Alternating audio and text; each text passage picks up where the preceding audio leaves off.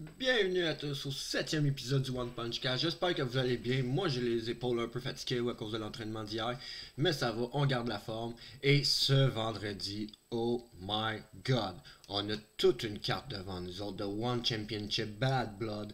Ça va être quelque chose. Je suis tellement hypé pour la carte, ça va être un des combats de fou. La main card a trois combats principaux qui est incroyable. Il y en a cinq en tant que tel, mais je vais vous parler surtout des trois combats qui m'intéressent le plus dans la carte. Et on va faire une petite visite de ce qu'il va y avoir dans la carte. Moi, vous parler un peu des combattants que je connais. Mais je vous garantis que ça va être tout un événement ce vendredi et j'ai vraiment hâte de le voir. On va commencer de toute manière avec la carte prélim. Il n'y a pas vraiment beaucoup de fighters là-dedans que je connais énormément pour vous donner un bon aperçu d'eux autres. Mais je sais que Sunuto est un très très bon fighter. Par exemple, Tial Tang, je le connais pas. Donc, mais il vient du Maniard, donc c'est du solide, ces gars-là. C'est du solide comme des coups de cercueil. Donc, j'ai très très hâte de le voir. Thomas Normo contre Odie Delaney, qu'on n'a même pas de photo. Je sais que Thomas est sur une victoire de son dernier combat. Est-ce que il va en ramener une autre? Ça va être à voir. Le retour de ma future femme qui ne le sait pas, Binugian, c'est une joke, qui est un petit taureau, un petit tank qui est toute petite, est tellement sévère, est tellement, elle rentre dans le monde assez solide. Là. Elle aurait pas peur de go to do with nobody. Là, là. Et qu'on ait une équité de China, mais de la Chine, excusez. Elle, je la connais pas. Je le sais qu'elle vient de background de Sanda. Fait que, comme Kong Lee, si on veut. Mais par exemple, je connais pas trop sa fiche. J'ai pas été la voir parce que ça m'intéresse de la découvrir ce vendredi avec vous, justement. Quelque chose que je savais pas qui a pris en dernier recours, c'est Dustin Johnson.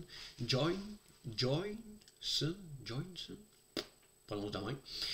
Un Canadien, Polo. Je suis allé voir un peu son Instagram, le suivre un peu, puis il semble assez solide. J'ai hâte de voir ce que notre Canadien va faire.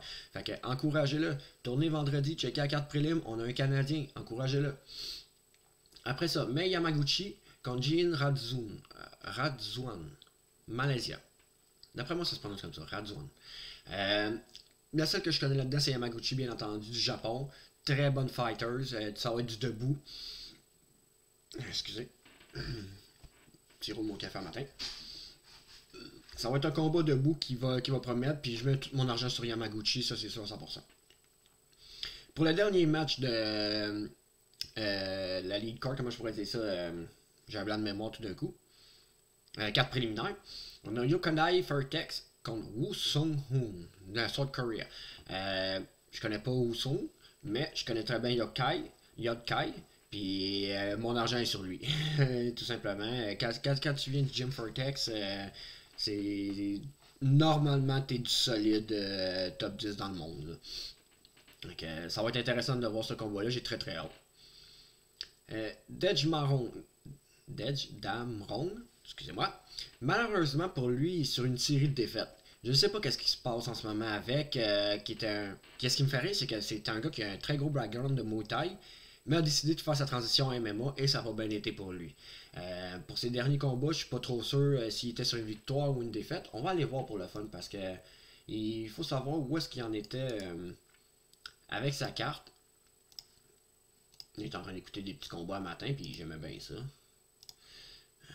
Allons voir.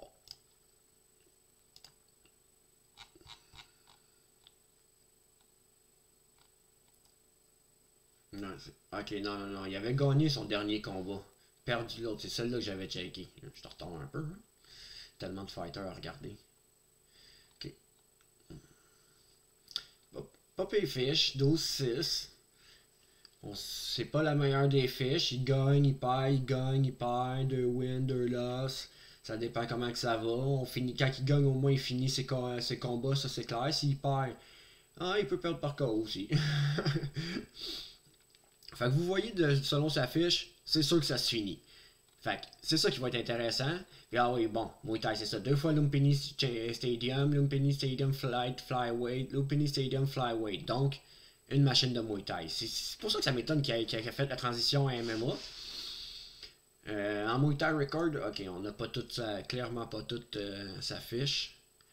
Ouais, il était sur une série de victoires à la fin, contre au Japon. Mais en Thaïlande, par exemple, c'était d'autres choses. Hein? Mais mon Dieu, on a jusqu'en 2010. Il a peut-être été 4 ans sans le temps. Bon, peu bon. On a assez fait de tour. Fait que comme moi je l'avais vu perdre son dernier combat, je l'avais pas vu gagner son dernier, donc ça va être intéressant de savoir où est-ce qu'il va être. Est-ce qu'il va suivre son pattern de 2 victoires, 2 défaites? Ça va être intéressant. M'entends-moi, malheureusement ces deux fighters-là je les connais pas. Chen Ryu contre Mark Alvarado. Chen Ryu, je pense que je l'ai déjà vu fighter à Kunlun, qui est une organisation chinoise de kickboxing. Mais je m'en rappelle pas parce que il y a tellement de fighters que je regarde que des fois je peux en mélanger. Et malheureusement, souvent, comment je pourrais dire ça, je pourrais prendre quelqu'un pour que quelqu'un d'autre, puis ça je veux pas le faire. Fait que quand que je suis sûr de quelque chose, je vais le dire. Si je suis pas sûr, je vous montre le visage, le nom, vous pouvez aller le voir à votre tour, et comme ça vous allez pouvoir faire vos propres recherches. Yosuke Saruta contre Gustavo Barrar. Cuba, hermano. Bien sûr, mon cœur va avec le cubain, latino. Même si Saruta était très bon fighter dans la catégorie Strawweight, mais Ballard, d'après moi, est beaucoup plus explosif. Fait que, puis on sait souvent que les Japonais ont du mal à gérer une puissance américaine qui explose. Comprenez le sens? Japon, américain, quelque chose qui explose. Non? Moi, je l'ai trouvé drôle. Et voici le match que j'attends dans la soirée. Ça, c'est le retour de Jonathan Agarty et je ne peux plus me contenir parce que j'ai tellement hâte de le revoir. On l'a pas revu à One depuis ses 2 défaites contre Roltang. Est retourné en Irlande, a gagné la ceinture ISKA World Champion de Muay Thai. Quelle catégorie, je crois? Lightweight Title, ouais, c'est ça. La Lightweight Title contre Arthur Meyer. Donc, c'était pas un petit combat facile, mais pourtant, Jonathan Agarty a passé le KO. Le combat est sur YouTube, je vous conseille fortement d'aller le voir. C'est son dernier combat à ce jour jusqu'à en fin de semaine avec Mongol Peck. Mongol Peck, ouais, c'est ça. Mongol Peck, par exemple, malheureusement, il est sur une défaite. Il revient d'une défaite en Thaïlande qui était contre. J'ai-tu un nom qui s'est perdu? Je vais checker les notes. Il me semble que j'ai pas pris le nom. Non. C'est ça. Mongol Peck a perdu son dernier combat. Ça a été par décision. Fait que ça n'a pas été de KO ou rien. Puis si je me trompe pas, il y avait une autre défaite aussi. Fait qu'il était peut-être sur 2 défaites de suite. Fait que est-ce qu'il va revenir à Singapour sur la série de victoires? On va voir. Mais je crois pas. Moi, mon cœur est avec Jonathan Agarty. Puis qu'est-ce que je connais des 2 fighters? Parce que je les connais quand même assez bien. Jonathan Agarty va gagner. C'est par décision. Okay, ça va être extrêmement le fun de voir ce combat-là. Jonathan Agarty, qui est, comme je vous dis, c'est un de mes préférés. C'est un de mes fighters préférés ever.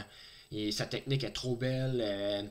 Malheureusement, c'est battre contre Roltang, il était un mauvais choix de carrière. Mais il n'y avait pas le choix, c'était le champion. Là, qu'est-ce qui va se passer? Si le boss que Jonathan Agarty retourne contre Roltang, est-ce qu'il va y avoir un troisième? Je le sais pas. Je le sais pas, franchement, parce que je pense pas que Jonathan Agarty peut battre Roltang. Franchement, là, je vois, même si j'adore Jonathan Agarty, je vois aucun moyen que Jonathan Agarty peut battre Roltang, à moins que la mâchoire de Roltang lâche durant le combat. Que sa force de mâchoire d'absorber lâche, puis qu'il prenne le mauvais coup. Parce que Agarty l'a tagué sévèrement durant les 2 combats, et Roltang a fait son showmaster comme il n'y a rien qui dérange. Alors, c'est assez dur de savoir si on blesse Roltang ou il fait de quoi. Je veux pas voir Roltang perdre, mais d'un autre côté, j'aimerais ça pour voir de quoi qu'il a de l'air en tant qu'être humain s'il perd. Ça va être assez intéressant de voir ce combat-là, de ce retour-là, puis de surtout savoir si Jonathan Agarty gagne. Est-ce qu'il va aller contre Roltang encore une fois? Ça va être à voir.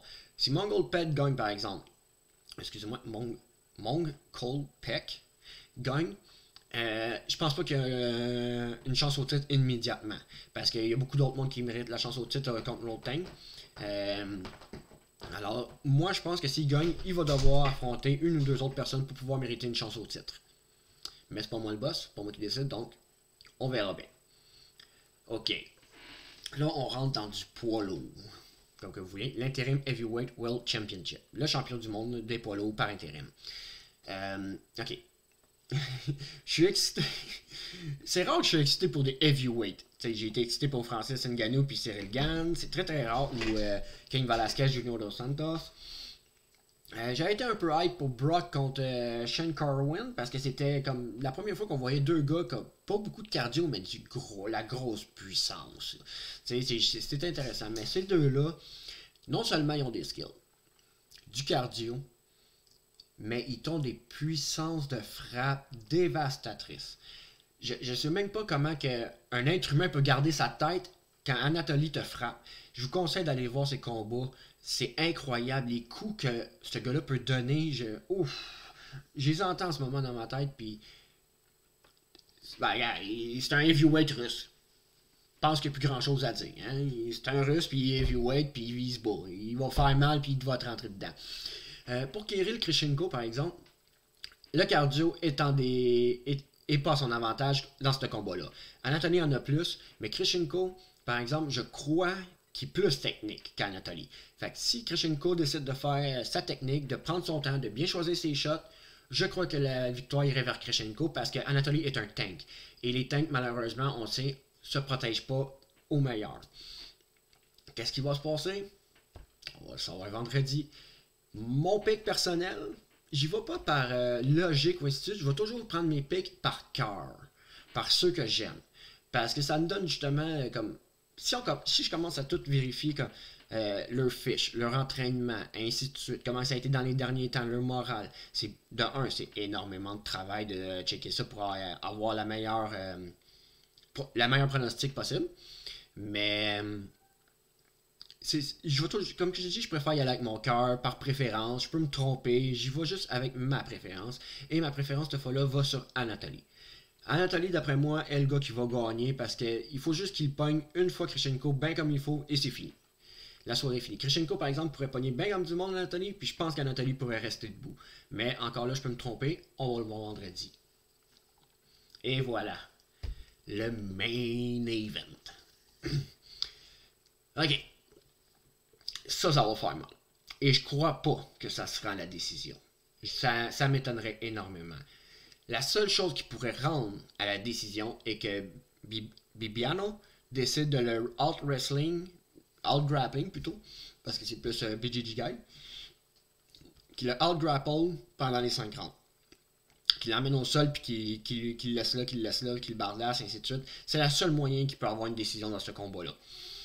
John Lineker, vous le connaissez, il a été à la UFC, s'est battu contre TJ Dillashaw, était sur une série d'énormément de victoires avant de quitter pour One.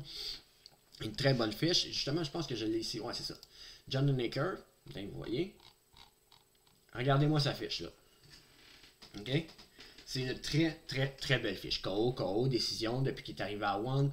Il avait perdu par split decision, que je sais même pas pourquoi il a quitté. Gagné à UFC, perdu contre TJ Dillashaw, gagné, perdu, gagné. Tu sais, il y avait une excellente carrière, là. Il n'y avait aucune raison de quitter la UFC. Pourtant, il l'a fait pour One. Pourquoi? La paye est meilleure. Et les fighters se respectent plus. Parce que, comme vous le savez, c'est ça, ouais, si je me trompe pas, UFC, il était flyweight, ouais. Catchweight 30 livres, catchweight 128, 39, puis là, il est retourné à 145. Intéressant, ça. Il a pris beaucoup de poids, il a fait moins des codes de poids, parce que vous savez qu'à One, les codes de poids drastiques comme à la UFC sont interdits. Pour la santé des fighters, la compagnie pense à la santé des fighters, donc les gars doivent se battre le plus proche de leur poids naturel. Et comme on voyait, il faisait des coupes de poids vraiment horribles pour la UFC. Maintenant, il est en sa shape normale, il est en forme, et vous voyez ce que ça donne, des KO puis des TKO. Son premier combat, par exemple, il l'a perdu par décision unanime, ce qui était intéressant, parce que je me souviens pas de ce combat-là, il va falloir que j'aille le revoir. Puis son combat vendredi le 11 contre Bibiano. Donc, j'ai hâte de voir ça, parce que John est un petit tank. Il rentre dedans, boum, sévère, des coups bien solides. Il est très très bon au sol pareil, très bonne défense au sol. Ça va être très difficile pour Bibiano de gagner parce qu'il n'a jamais affronté quelqu'un d'aussi explosif et puissant que John Lineker. Donc, Bibiano Fukichek. Parlant de Bibiano, le champion ONE FC, Bantamweight, et le meilleur champion de l'histoire de ONE pour le moment, parce qu'il a défendu ses belts, il l'a regagné. On va aller voir sa fiche. Vous voyez sa fiche? Là, ici, justement, là, regardez-moi ça. OK, ONE. OK? Il a gagné la ONE. Puis, il l'a unifié après contre le champion qui était champion intérim. Défend. Retourne pour défendre le belt parce que je pense qu'il avait fait un combat différent une autre fois. Je comprends pas pourquoi ils disent retourne. Bon, en tout cas, il avait perdu par split decision. Mais ça, je vous garantis que ça a été une victoire volée. Parce que Kevin Bellingham n'avait pas gagné ce combat-là. Bibiano avait gagné. Comme de fait, on l'a revu après. On le revoit gagner. Reprendre. Il y a eu 3 combats. Une victoire, par exemple, par des cubes à cause de. Un coup de coude illégal, comme vous le voyez. Il est revenu. Submission rear naked choke au 2e round. Et ça a été réglé pour former finalement que Bibiano était le champion incontesté de ONE FC. Ça a été tout un temps ces 3 combats-là parce que il y avait beaucoup de bisbee sur le fait que les juges avaient très très mal scoré faire les points de carte. Mon Dieu, comment on dit ça en français? Mal jugé. On va dire ça de même. Avait tout simplement mal jugé le combat. Puis moi, je suis d'accord avec ça parce que Bibiano avait gagné. Aurait dû gagner au moins par split decision, contrairement à Kevin. C'est pas Kevin qui avait gagné. Mais bon, sacré Kevin. 24 victoires, seulement 4 défaites. Vous voyez que les 2 fiches là, sont solides. C'est des fiches très solides. Donc, ça va. J'ai très très hâte de voir le main event. Ça va être explosant. Puis Bibiano est pas un gars qui est explosif. C'est un gars qui va attendre, prendre ses shots, t'amener au sol, il va te travailler debout au sol, peu importe comment tu vas il va te travailler. Puis ça sera pas un easy fight pour John Lineker, ça c'est sûr. Mon pick, personnellement, je vais y aller pour Bibiano. Parce que j'aime ce gars-là, très humble, très gentil, s'entraîne au Canada en plus. Les 2 Brésiliens, mais Bibiano s'entraînait au Canada un peu avant le dernier blocage du COVID, les dernières mesures. Puis John Lineker s'entraîne toujours au Brésil, par exemple. Donc, mon cœur va avec Bibiano pour 2-3 raisons que je vous ai nommées, justement. Très humble, bon combattant, canadien. S'entraîne au Canada. Je sais pas si vous le sentez comme moi, mais Bad Blood va être tout un show. J'ai tellement hâte à vendredi, j'avais tellement hâte de faire la vidéo pour qu'on puisse justement parler de ça. Puis de voir ce qui va se passer dans le combat. Je vois mal ces combats-là se finir en décision. La carte principale, j'ai énormément de mal à voir. Peut-être Jonathan Garty pourrait finir par décision étant donné que c'est un 3 rounds. Chenryu peut-être. Mais je vois très mal comment les combats pourraient se finir par décision. Ça va être c'est une carte tellement excitante. Puis les prochains événements sont complètement ridicules. Ils vont tellement être bons. On va pas le dire tout de suite. Mais on va en parler bientôt de Full Circle. Que lui-ci va être juste. Vous le voyez, il est là. Même vous le voyez, j'ai le point. Puis on. Je sais pas. Oh. Il va se battre là. Oh, nice. Ouais. Ok, désolé. On parle pas tout de suite de ça. J'avais le goût d'y aller tout de suite, mais on n'ira pas tout de suite. Donc, Bad Blood, vendredi le 11, ça va être tout un show. Je vous le conseille fortement de le regarder. De toute manière, il est gratuit sur YouTube. Mettez votre alarme, levez-vous un bon matin, préparez-vous un bon déjeuner. Écoutez ça, vous allez avoir du fun. Sinon, attendant votre soirée, vous leur partez. Allez pas sur les réseaux sociaux pour voir les résultats parce que ça gâche un show complètement. Puis, je vous garantis que vous allez avoir du fun. Ça va être une excellente soirée. Ça va être tout pour aujourd'hui parce que c'était juste la petite. Comment dire, pas un review, mais on regardait la carte qui allait se passer vendredi. Je vous donnais mes choix. À vous de faire les tiens. Dites-moi qui vous pensez qui va gagner dans les commentaires. Likez la vidéo, partagez-la s'il vous plaît. Ça m'aide énormément. J'apprécie. Je fais ça pour vous faire connaître ONE Championship et nos fighters ici au Canada de kickboxing Muay Thai. Donc, on sait aussi qu'en fin de semaine, c'est vrai, Olivier Langlois, Ross se bat en fin de semaine, mais lui mérite sa propre vidéo. Donc, je vais attendre de voir le résultat du combat. et faire sa propre vidéo sur le combat d'Olivier Langlois, qui se bat en Russie en fin de semaine, si je ne me trompe pas. Le 12. Mais j'ai pas encore réussi de trouver de place où regarder le combat. Je vais tout faire pour essayer de le trouver. On va espérer. Alors, c'était ça pour la carte. J'espère que vous l'avez apprécié. On va se revoir très très bientôt pour... je pense peut-être faire un live de mes réactions. Pendant le show, écouter le live comme que un de mes amis de MMA Talk fait. Je sais pas si je vais le faire parce que 420 time. Mais on verra, on verra. Il y a des chances. J'espère que vous avez apprécié la vidéo. Prenez soin de vous, gardez la santé, entraînez-vous. On se revoit pour le prochain épisode. Boom!